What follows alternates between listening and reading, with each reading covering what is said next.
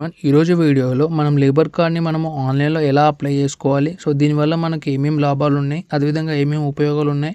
So, ఎక్కడ apply చేయాలి అని తెలుసుకుందాం. అంతకన్నా ముందు మీరు మా ఛానల్‌ని ఫస్ట్ టైం విజిట్ చేసుకున్నట్టయితే లైక్ చేసుకోండి, సబ్స్క్రైబ్ చేసుకోండి.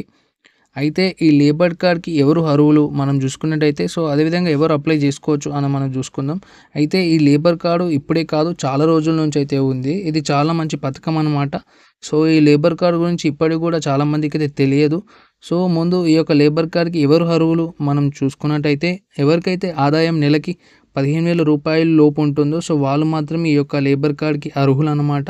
అంటే గవర్నమెంట్ ఉద్యోగులు తప్ప ఎవరికైతే ఆదాయం 15,000 లోపు ఉంటుందో సో, వాళ్ళు మాత్రమే ఈ లేబర్ కార్డ్‌కి అప్లై చేసుకోవడానికి అర్హులనమాట. సో, ఈ యొక్క లేబర్ కార్డ్‌ని అప్లై చేయాలంటే ఈ శ్రమ్ కార్డ్ అనేది తప్పనిసరి.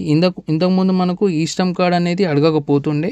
ఇప్పుడు ఏందంటే కంపల్సరీ ఎవరైతే లేబర్ కార్డ్ అప్లై చేయాలి అనుకుంటున్నారో తప్పకుండా ఈ శ్రమ్ కార్డ్ అనేది ఉండాలన్నమాట.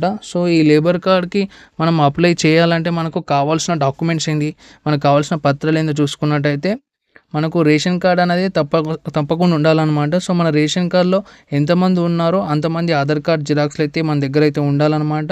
సో, అలాగే ఎవరి పేరు మీద అయితే ఈ లేబర్ కార్డ్ మీరు అప్లై చేస్తున్నారో వాళ్ళ యొక్క bank account and 2 passport size photos అయితే ఉండాలి.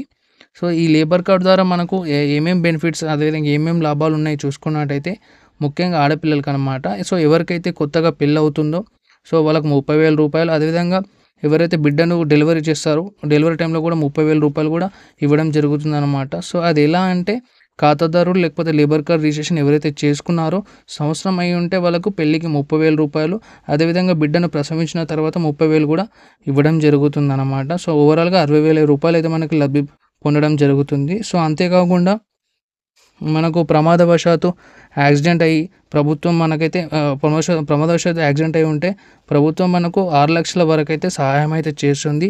లేదు మీకు నార్మల్‌గా యాక్సిడెంట్ అయింది, మీరు ఇంట్లో బెడ్‌కు మాత్రమే పరిమితం అయినారు అంటే మీకు ప్రభుత్వం రూ. 2,00,000 వరకైతే సహాయం చేస్తుందన్నమాట.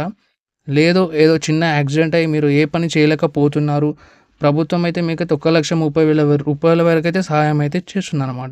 సో, ఈ విధంగా లేబర్ కార్డ్ ద్వారా మనకు చాలా ఉపయోగాలు ఉన్నాయి. అయితే ఈ లేబర్ కార్డ్‌ను మనం ఎక్కడ అప్లై చేసుకోవాలి అని చూసుకుందాం. అందుకోసం మనం దగ్గరలోని లేబర్ ఆఫీస్‌కి అయితే వెళ్ళాల్సి ఉంటుంది. వెళ్ళిన తర్వాత వివరాలు తెలుసుకోవాలి. వివరాలు తెలుసుకున్న తర్వాత మనకు డాక్యుమెంట్స్ తీసుకొని దగ్గరలోని మీ సేవా సెంటర్‌కి అయితే వెళ్ళి అయితే అప్లై చేయాల్సి ఉంటుంది.